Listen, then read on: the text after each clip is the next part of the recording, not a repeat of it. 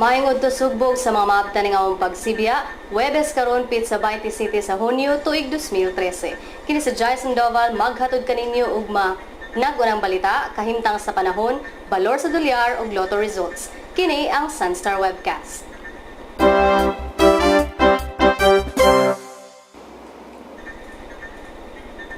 Ang mga nagunang balita. Kalambigitan sa Aman Futures sa ambush sa usa ka doktor gisusi. 37 ka pasahero sa Cebu Pacific ni demanda og danyos.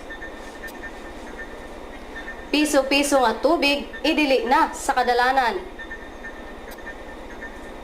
Estudyante samdan sa pagpamumba sa Bukidnon.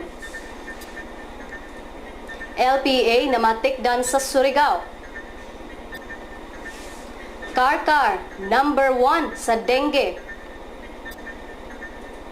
Sa showbiz, Sami Lagmay, nitaliwa na. Sa sports, RP Gilas, todo ensayo para sa FIBA Asia. Defending champion Roger Federer, out na sa Wimbledon 2013.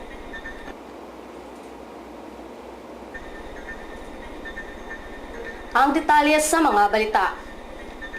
Gisusi karon sa kapulisan ang posibleng kalambigitan sa Aman Futures scam sa wag-uhay lang nga pag-ambush sa pamilya ni Dr. Rico Medina. Atong mahimduman nga si Dr. Medina, uban iyang asawa gi-ambush diha sa Labangon ni adtong Lunes.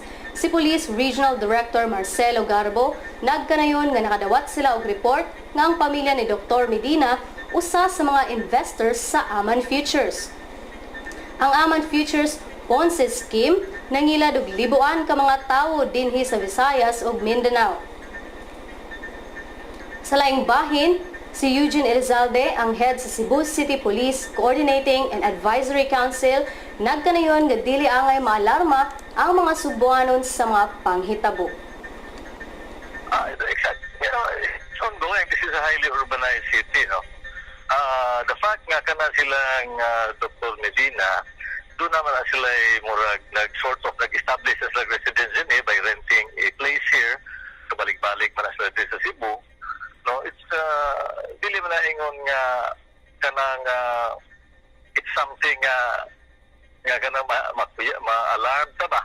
Kay doon na mo mga established na mga suspected motives ba. No, it can be business related, it can be kanay mo gi-mention kidnapping, or it can be related atong business, atong Aman Futures, no? Okay, sir. So that is still being established. But the point is, ang police is now in pursuit of kanang doon na sila yung mga suspects in mind, no? Sa ilahang lista, and they're going after these suspects. So di man we don't like to jeopardize their case back by divulging information. Okay. So it's still under investigation. Sa pagkakaroon, gihuwat pa sa kapulisan ang kumpirmasyon sa mga Medina sa hulagway sa mga suspetsado nga gikatahong mga taga Mindanao. 37 ka mga pasahero sa Cebu Pacific Flight 5J971 nga misadsad didto sa runway sa Davao City niadtong Hunyo 2 na ngayo karon og usa ka milyon nga danyos alang sa ilang emotional distress nga nasinati ato sa nahitabo. Si Robert De Leon, Legal Counsel sa Cebu Pacific Passengers, nagkanayon nga ang mga maong eroplano may 150 ka pasahero sa dihang misadsad kini didto sa Davao Airport. Matud pa ni De Leon, nagpadala na sila og demand letter ngadto kang Cebu Pacific President Lance Gokongwei niadtong niaging semana. Si De Leon niingon nga ang concern sa mga nireklamong mga pasahero mao ang mabayran sila sa kahasol nga ilang nasinatian sa maong hitabo. Nagpreparar pod ang iya mga kliyente sa pagpasaka og kaso sa korte batok sa mga piloto for negligence. Dugang detalye sa maong balita mabasa sa pamantalaan sa Sunstar Davao o sa ilang website sa sunstar.com.ph/Davao. Sa laing bahin, adunay mga lakang karon nga idili na ang pagbaligya og piso-piso nga tubig gikan sa automatic tubig machine kon ATM sa dapli sa dalan. Si Lucel Mercado, ang Pangulo sa Garbo Asenso Sumbanan Alyansa kon Gasa, naglaraw nga mopahigayon og operasyon sunod buwan aron kumpiskahon ang mga ATM nga naa sa daplin sa kadalanan. Si Dr. Stella Igonia sa City Health Department nagkanayon nga way mga sanitary permit ang maong mga machines nga giladlad diha sa daplin sa dalan.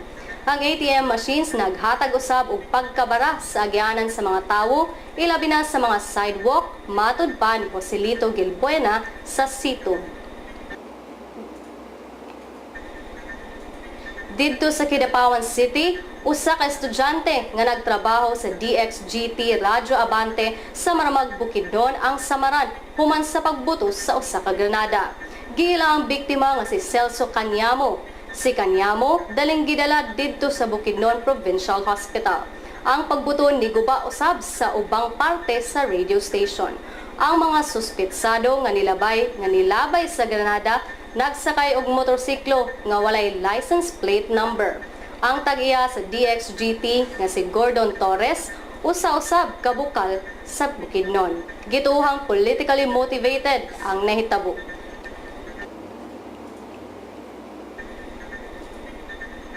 Ang low pressure area kun LPA nga nakitaan sa Surigao magpadayon og dala og ulan sa Eastern Visayas ug Mindanao. Matud pa sa Philippine Atmospheric Geophysical and Astronomical Services Administration kun PAGASA. Matud ni PAGASA weather forecaster Alvin Pura ngang LPA di nakitaan alas 4 sa kaadlawon himutang sa Silakang Bahin sa syudad sa Surigao walay tsansang mahimong tropical depression. Apan kung kini mahimong tropical depression, tawgon kini og Goryo, ang ikapito nga bagyo nga magbisita sa Pilipinas karong tuiga. Samtang dinhi sa Central Visayas, makasinati kita og madag-umon nga kalangitan nga giubanan og pag-ulan. Sa dugang detalye, atong mahibaw-an unya.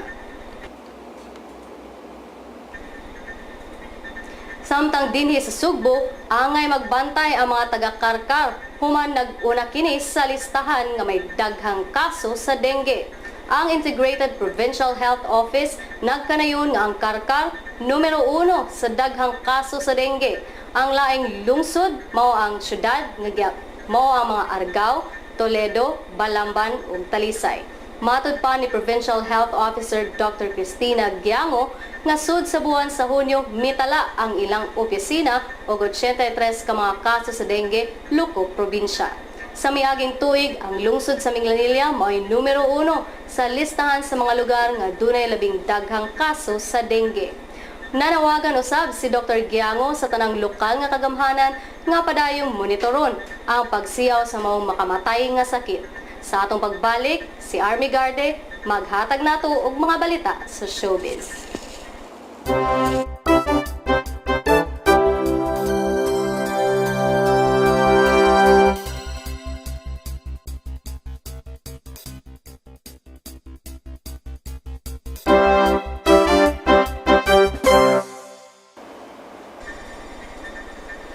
Sa showbiz, nitaliwan na ang komedyanteng si Sammy Lagmay human sa tulo ka tuig nga pagpakigbatok sa sakit nga diabetes. Si Lagmay unang nisikat sa iyang karakter sa 1980 sitcom nga Chika Chika Chicks. Ang aktor namatay sa iyang balay sa San Jose del Monte, Bulacan, mga alas 3 sa hapon ni atong Martes, Hunyo 25. Ang haya gipahigayon sa St. Peter Memorial Chapel sa Tandang Sora, Quezon City. Sukad ni atong 2010, si Lagmay nag-anto sa komplikasyon sa diabetes ug kawad-on hinungdan nga maglisod siya sa pagpatambal. Nahap na sad ang iyang pananaw gumikan sa iyang kondisyon. Ang last wish ni Lagmay nga magkahiusa sila pagbalik sa iyang mga anak nga wa na niya igkita.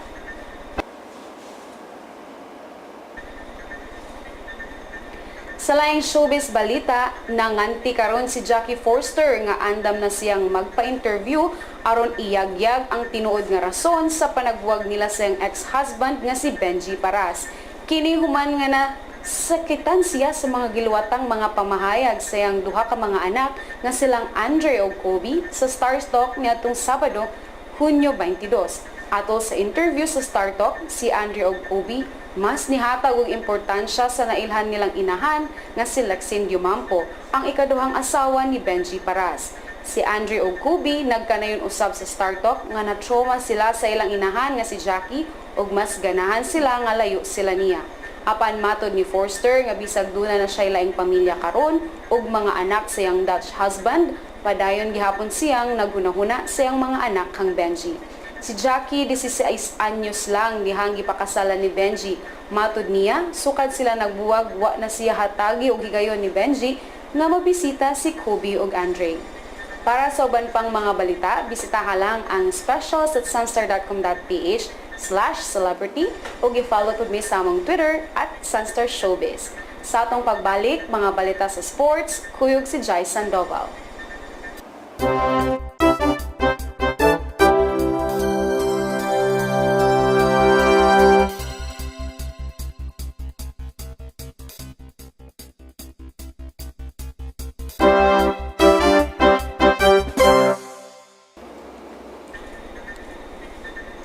Sa sports, yanong gipildi sa Philippine basketball team Smart RP Gilas ang Meralco Bolts 94-74 sa ilang tune-up game sa Smart Araneta Coliseum sa Milabayng gabi.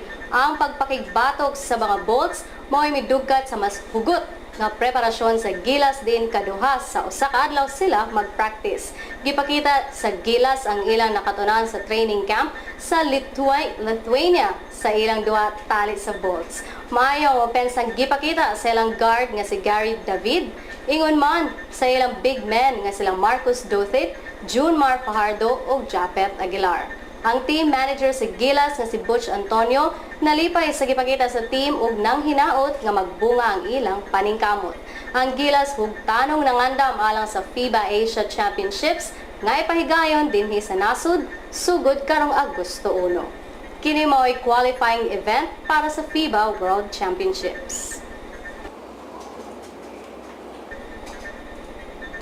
Sa laing sports balita, sa nagpadayong Wimbledon Open, out na si defending champion Roger Federer sa Switzerland human kini gipildi ni Sergey Stavovsky sa Ukraine sa second round sa 2013 Wimbledon Championships. Miyerkules sa gabi sa Pilipinas. Si Federer kinsa rank number 3 sa kalibutan karon ug 7-time champion sa Wimbledon, karon pa mataktak sa early rounds sa usa ka Grand Slam tournament sulod sa napulo ka tuig. Si Stavovsky, kinsa ana lamang sa ika-116th rank, mipildi ni Federer sa score nga 6-7, 7-6, 7-5 ug 7-6. Si Stavovsky, wala makatuo nga nabuntog niya ang usa sa mga pinakabanggitang tennis players sa kalibutan karon nga si Federer. Sa laing bahin, sulod na sa third round si Andy Murray sa Britain, kinsa mo'y nakasangka sa finals ni Federer sa milabayng tuig. Sa women's division, taktak na sad si world number 3 Maria Sharapova o mi-backout si world number 2 Victoria Azarenka. Karong gabi mo ang duwa ni defending champion Serena Williams sa USA, batok ni Caroline Garcia sa France. Ang Wimbledon usa sa labing karaan o pinaka-prestigiyoso nga tennis tournament sa kalibutan. Usa pod kini sa labing lisod tungod sa grass court.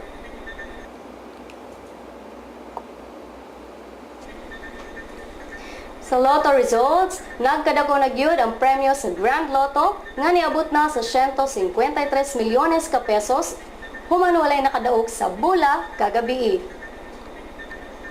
Ang Mega Lotto ni saka na ang premyo ngadto sa 46 ka milyon ka pesos human nagpabiling walay nakadaog niini. Ang balon sa dolyar gikan sa Bangko Sentral ng Pilipinas, $1.43 pesos. Ug alang sa kahimtang sa panahon, atong paminahon si Oscar Tabada gikan sa Pag-asa Mactan. Ang dakbayan ug lalawigan Subo magbalang kita pagsinating mapangaluron ngadto na sa madag-umon nga kalangitan imulang kinig mga pangulan o panugdog kilat karong gabi ingon man ugma. Ang ingon man sa pagka Sabado ngadto sa Lunes makasinata kitag mayong panahon dinhi sa Subo ingon man sa Bohol. Ang dumagiti sa laing bahin, makasinati gihapon kining mapanganuron nga kalangitan ubalan kining mga mahinay nga pangulan karong adlaw inguman ugma. Marang-arang umayong panahon gikan sa Sabado ngadto sa Lunes. Gikan Botas Pag-asa Mactan, Oscar Tabada. Para sa uban pang mga balita karong adlaw, bisitaha lang ang www.sunstar.com.ph. O i-follow po mi sa among Twitter at Sunstar Online o i-like po ang among Facebook page, Sunstar Philippine News. Din hinatapos ang atong balita karong adlaw, Webes. Ug mauho na po, Biyernes. Kini si Jai Sandoval O kini si Army Garden. para sa Sunstar Webcast.